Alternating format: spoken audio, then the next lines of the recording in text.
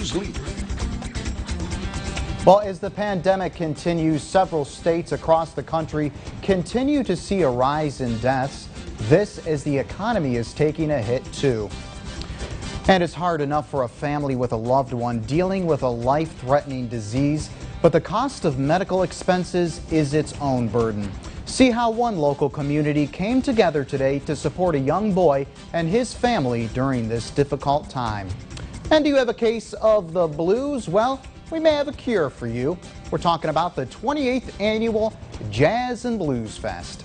Live in high definition from your news leader. This is 1024 Action News at 11. Good evening, I'm Brian Wilk. The Pennsylvania Department of Health has reported another increase of COVID-19 cases in Erie County. 31 new cases in Erie County bring the total number of cases to 954 and a total of 18 deaths. In neighboring counties, Crawford County is reporting 126 cases with an increase of 2 new cases. Warren County continues to report 16 cases with 1 new. Chautauqua County, New York reporting 231 cases, and Ashtabula County, Ohio reporting 537 total cases. And throughout the state, the Pennsylvania Department of Health reporting today 888 additional positive cases, bringing the total to over 112,000. There were 15 new deaths reported, bringing that total to 7,204. And as numerous states across the country continue to see a rise in the number of deaths, the pandemic is also taking a toll on the economy. Here's ABC's Andrew Dimbert with the details.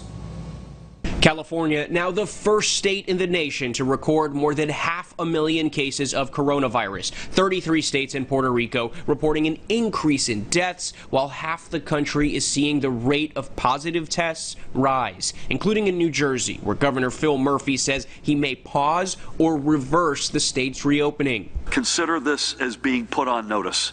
We will not tolerate these devil-may-care, nonchalant attitudes any longer. Florida breaking its record for new daily deaths for the 4th straight day. Public testing sites shut down as the state prepares for ISAIAS. And in Georgia, the World Congress Center Convention Hall being reopened as a temporary hospital next week. The pandemic has taken a devastating toll on the U.S. economy, with millions of Americans out of work. Many were relying on $600 a week federal pandemic unemployment compensation. Being able to have a roof over my head, being able to have food to eat. We are out here drowning. We are struggling.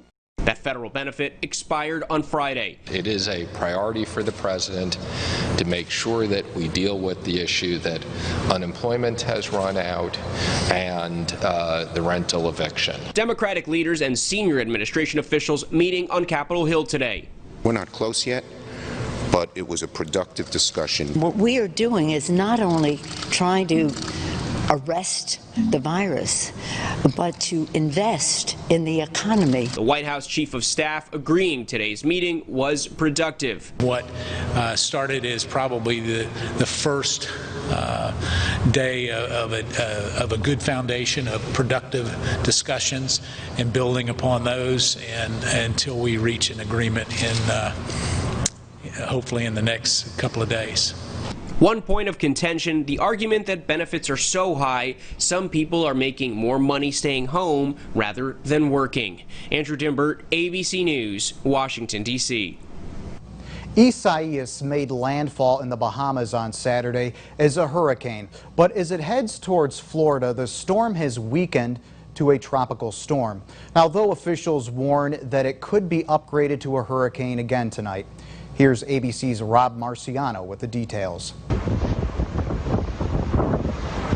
Hurricane Isaias making landfall in the Bahamas Saturday morning, bringing with it 80-mile-per-hour winds and heavy rains as it heads towards the east coast of the U.S. Florida residents getting ready for the storm's impact. 2020 has been a crazy year with the virus, and now like a potential hurricane. Governor DeSantis declaring a state of emergency on Friday for coastal communities in the storm's path. And this morning, President Trump approving federal disaster relief. We will start seeing impacts from the storm tonight, and then obviously through tomorrow into tomorrow night and perhaps beyond that. Floridians should be executing their plans. The Sunshine State, currently the U.S. epicenter of the coronavirus pandemic, shutting down public testing sites ahead of the storm's arrival. The Division of Emergency Management sending 25 shelter kits with PPE to counties in the path of the storm. Each kit provides PPE for up to 400 people for 96 hours, and we can send more if necessary. Florida Power and Light preparing for any potential outages from the storm, bringing in extra personnel. These crews will come from nearly 10 states, including from Florida and from as close as Georgia and as far away as Texas. ISAIAS was still a tropical storm as it moved through the Caribbean, flooding neighborhoods and knocking out power to nearly 500,000 people in Puerto Rico. The infrastructure on the U.S. territory still fragile. We've had 2 hurricanes that we've had to deal with. We've had 2 earthquakes and multiple tremors that we've had to deal with. We have this pandemic. And now we have this tropical storm. So we have endured a lot. Rob Marciano, ABC News, Melbourne, Florida. The Apple fire is forcing evacuations in a county about 50 miles east of Los Angeles. Now, fire officials say it has burned more than 4,100 acres and is out of control. So far, the fire has destroyed at least 1 home and 2 outbuildings. An investigation is underway to determine what caused the blaze. Now, several residents say they saw somebody setting the fire Friday along a road called Apple Tree Lane. And in Fairview, the community stepped up to help a young boy battling a life-threatening illness. Now, some high school students volunteering this morning for a car wash to raise money for a classmate who is diagnosed with cancer this year. Now, this was at the Bunnell Auto Body Shop to raise money for recent graduate Andrew Dworick, who is diagnosed with a rare form of cancer this May. It means a lot to me because they took the time out of their day. I mean, they came here at like 9 on a Saturday. And Andrew is 2 months into treatment, and the money raised today will go toward outside of network medical care. And one local volunteer fire department didn't let the pandemic extinguish their annual barbecue benefit. It's good news tonight at 11. Today, the A.F. Dobler Hose and Ladder Company hosted its annual barbecue chicken benefit to raise money. Organizers say there was a good turnout today and credit social media for getting the word out. Now, folks could drive through or sit down and get a plate of chicken, mashed potatoes and gravy, corn on the cob, coleslaw and pudding. And they're thankful for the turnout and the people that stopped by to show support for the first responders. Just thanking us for what we do, and we're thanking them for coming out to help us, support us, keep us up and running during these hard times. And normally they would hold the barbecue chicken event during the Dan Rice Days in Girard, but those were canceled this year. And coming up on Jet 24 Action News, a display of fortitude and determination. We'll tell you about a local woman who set out to conquer a major task and try to put her name in the history books.